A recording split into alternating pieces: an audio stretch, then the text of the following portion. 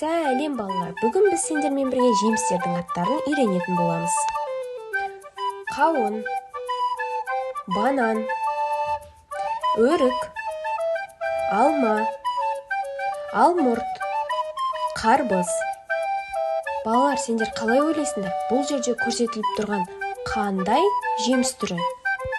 Дұрыс таптыңдар балалар, бұл алма екен. Ал балалар, келесі жеміс түрін табайық. Бұл жерде қыз қандай жеміс жеп тұр? Керемет балалар, дұрыс таптыңдар. Бұл қарбыз екен.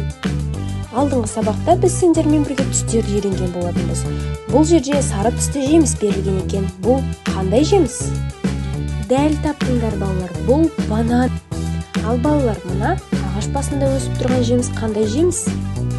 Керемет балалар, бұл алмұрт. Ал балалар, мына дәруменге толы жеміс түрі қалай аталады? Өте дұрыс таптыңдар. Бұл бізде өрік. Ал келесі мына жеміс түрі ше? Бұл жеміс қалай аталады? Жарайсыңдар балалар, бұл бізде қауын екен. Ербатыр и Алина